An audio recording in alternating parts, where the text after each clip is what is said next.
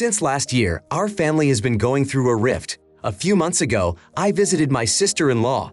During the visit, my sister-in-law's husband punched my teenager with autism in the face. The reason was that my child was running around the house, which is a violation of established rules. However, my son, because of his condition, needs frequent reminders of the rules, especially during moments of stimming. We had been visiting for no more than 15 minutes when the incident occurred. Not only did my daughter-in-law's husband fail to warn my son, he did not give me a chance to explain the situation, but went straight to action. He physically punished my child and loudly announced a no-running ban in the house.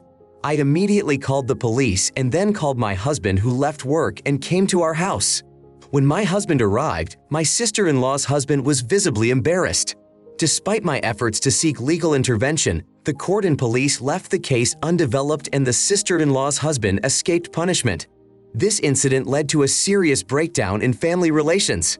Half the family stopped communicating with my sister, believing that by supporting her husband, she was guilty by association.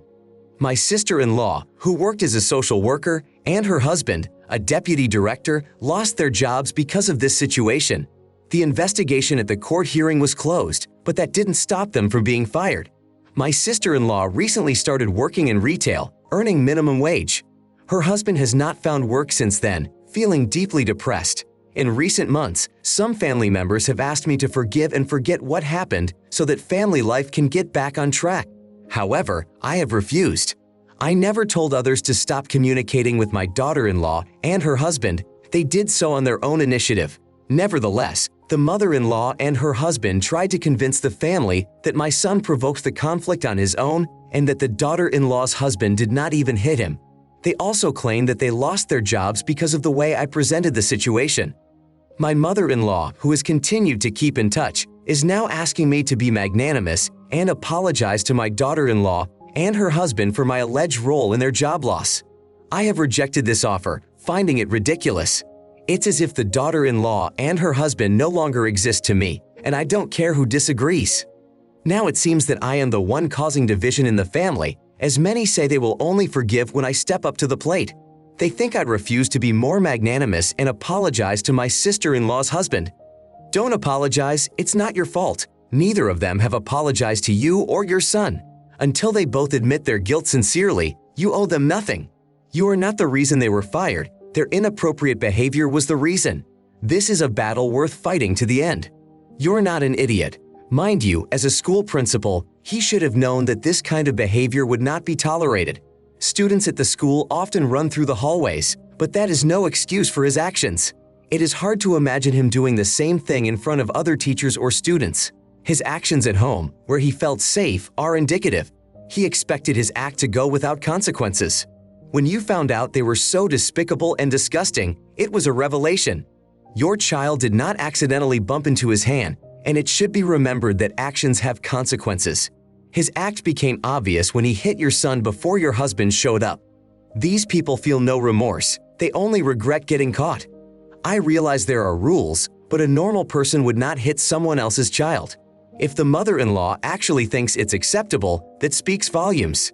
Comparing it to a driving error where someone accidentally hits a tree is inappropriate.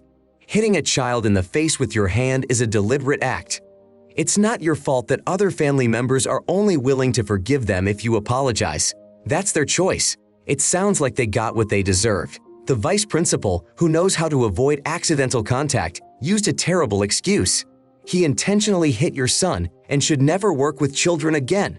The same goes for your husband's sister if she supports his actions. Next story. I am 44 years old and have 2 children, a son who is 18 years old and a daughter who is 16 years old. My ex-wife left the family when my daughter was only a few months old. I recently married a woman who is 42 years old. She has 3 children, a girl who is 17, a girl who is 14, and a boy who is 13. Their father is still actively involved in their upbringing. All the children are still in high school. My son will be graduating soon. Recently, they were on spring break. During the vacation, my wife took her 2 daughters on a trip to a nearby large city. They spent a day there focusing on the mother-daughter relationship. The program included lunch at a restaurant and a visit to a gym for sparring. Before the trip, I offered to include my daughter in the plans as well, but my wife declined. She explained that it was an annual tradition that only applied to her daughters. While my wife was on the trip, I organized entertainment for my kids and her son. We went bowling and miniature golfing. After my wife returned home, the next day, she and her son went to visit her mother. There she arranged for her son to go to a movie of his choice. Since then, my wife and I have had a disagreement. She did not include my daughter in her day with her daughters, which caused an argument between us.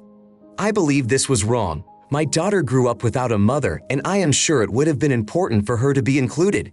However, my wife insists that she is simply continuing her long tradition of spending time exclusively with her daughters and then separately with her son. She has expressed a willingness to start a new tradition with my daughter, but argues that it would have to be something special and different from the plans already in place. My wife also remarked that I had not invited her son to spend time with my son and my mother, questioning why I did not resent this. I replied that the situation was completely different, as my daughter really needed the time spent in female company, and excluding her was resentful. I am still convinced that my wife should have invited my daughter along so she could be part of the tradition. "You idiot," she said. "Her children were here long before you and will remain after." In her opinion, maintaining traditions before marriage is a great way to maintain closeness with her children. She assured you she would create a new tradition with your daughter, and it would be the right thing to do.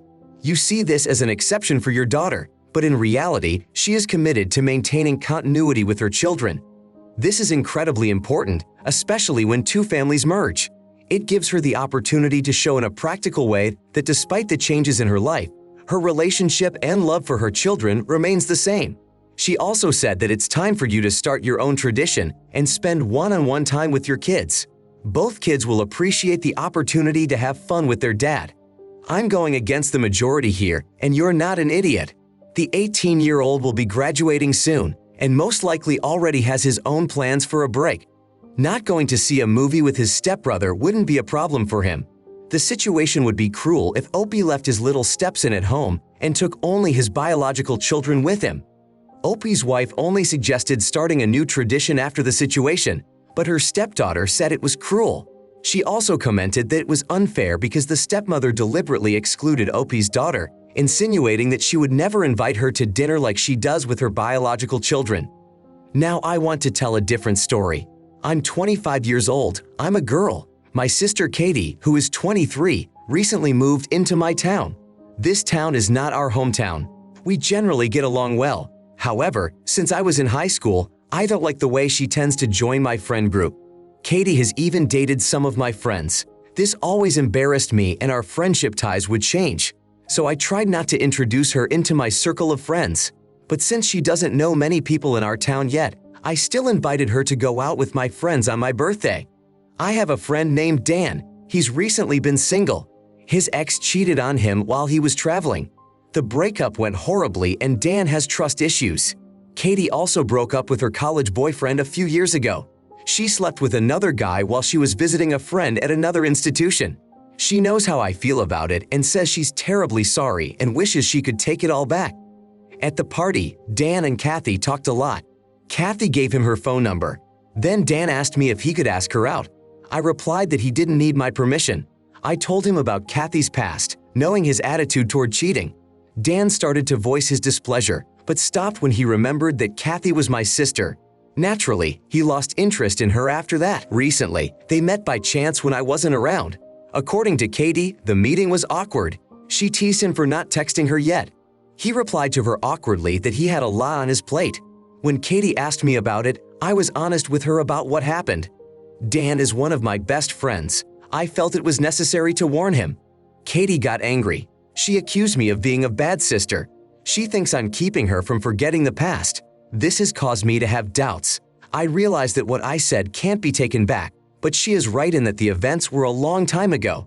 She deserves a chance to start over with new people without dragging the past with her. In that moment, I was seeking to protect my friend from possible trouble. I can see the arguments on both sides. Now I think I could have done things differently. You're not an idiot. That doesn't mean your sister should lash out at your friends. They're your friends. They are not the objects of choice for one-night stands. How many times do you have to face the destruction of a friendship before she stops? She may think you're wrong for defending your boundaries and pointing out her past behaviors. However, that past is the only thing you are sticking to. This past continuously makes your friendships awkward and uncomfortable. While she had no problem finding casual acquaintances, she still has to avoid meeting her sister's friends. This has happened on more than one occasion. She didn't seem to care about the consequences the other person would face after their breakup. There should have been a serious conversation between the two of you earlier. She shouldn't be so careless about the feelings of others. It wouldn't be surprising if she continues to go out with your friends. It has become her habit. It's exploitation. She continues to do it. When someone warns his friends about her past, he does it to protect himself. She refuses to respect his friendships enough to not interfere with them unnecessarily. It would be foolish not to warn a friend of potential problems. My next story. I am 34 years old, a woman and a single mother. I have 2 children, a girl of 10 years old and a boy of 6 years old who studies in a gymnasium. They have different fathers. My daughter is the child of my late husband who passed away when she was still a baby. I admit that I was not ready for a new relationship when I met my son's father. Our relationship ended up being unsustainable, even though we tried our best to keep it going. My ex-partner and I separated 2 years ago. The beginning of the separation was difficult, but now, for the most part, things have settled down. The problem I have encountered recently concerns the ex's visits. During each meeting, he brings treats for our son, such as Happy Meals from McDonald's, chips, juice, or baked goods. Anything that pertains to junk food. I'm strict about my kids' nutrition, and if these treats were infrequent, there wouldn't be a problem. But only my son gets them, while my daughter sees this man who was an important part of her life, but now ignores her. I approached my ex about not bringing treats for my son unless he brought something for my daughter as well. I explained that his actions in her presence are unfair. He can do what he wants when he and his son are alone, but not in our home. I also said that I don't expect him to spend his money on her. I can send him money to buy a treat for her too, so she thinks it's from him. I don't like that she feels ignored. He thinks my demands are absurd and suggests that I buy her treats myself. However, I believe that is not the point. It is only necessary to show some attention so it doesn't seem like he is ignoring her. Maybe I'm overthinking my daughter's feelings and being unreasonable, but I don't think I'm being unreasonable. You're not an idiot. Things will probably work out. He may not know much about your daughter, but they are still children. The intricacies and complexities of adult relationships are absent to them. They only see one thing. One child gets a treat, the other doesn't. They certainly don't realize this injustice, which can make them feel terrible. Children don't yet have the emotional maturity to realize that it can look like evil to give something to one child and not to another. If I came to visit and knew there was a child in the house that I'd brought a treat for, but on the way out I found out there was a second child, I would buy 2 treats. I would feel silly giving something to one child and not to the other for no good reason. Visits need to be organized differently. Create a clear meeting plan so he can take his son and spend time with him outside of the house, without surprise visits that confuse everyone.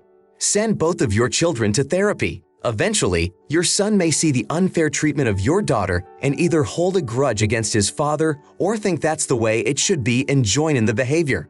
You are not an idiot, but you need to change the situation. This man should not be in your home and mistreating your daughter, especially if his behavior is motivated by anger towards you. A story that really surprised me. Last weekend, I, a man in his 30s, and my girlfriend, a woman of 28, decided to organize a dinner for our friends. We cooked 3 courses, including a special dish that my partner had recently improved. We were proud of our cooking and excited to share it with our friends. One of my friends, whom I'll call Amy, age 27, arrived in high spirits. The evening was going great until it came to serving the main course. As soon as Amy tasted the first bite, she wrinkled her nose and loudly proclaimed that it was awful. She asked if we had followed the recipe or just mixed it together. My partner was visibly upset, and I was shocked at Amy's abruptness. I asked her to pay more attention, but she continued to criticize the food throughout dinner. My other friends tried to change the subject, but the atmosphere was already ruined. After dinner, Amy asked me to drive her home as she usually does, but given her behavior, I was upset and suggested she call a cab instead.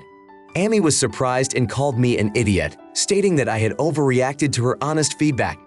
After the other guests left, the day girl and I discussed what had happened. We both thought Amy's comments were inappropriate and disrespectful. You're not an idiot. Amy was intentionally and repeatedly insulting despite the well-known rule, don't bite the hand that feeds you. This rule seems to have lost its meaning for Amy. Her behavior was unnecessary and abusive. She can get home on her own using Uber or similar services. Our free time is valuable, and we should spend it with those who make our lives better. Amy didn't give you advance notice of her plans, so you didn't put her in a difficult position. She doesn't seem to realize that getting a cab is not a problem. She decided to drink so much that she couldn't drive. If someone doesn't like the food, that's fine, but making a drama out of it is not. I wonder if everyone else liked the food? If so, maybe Amy is just jealous of your partner. Maybe Amy has feelings for you, and her reaction seems overly emotional. If I don't like the food, I can just say, I'm sorry, I'm not feeling well today. It shouldn't turn into a spectacle. There has to be some underlying reason why she is being so direct and inconsiderate.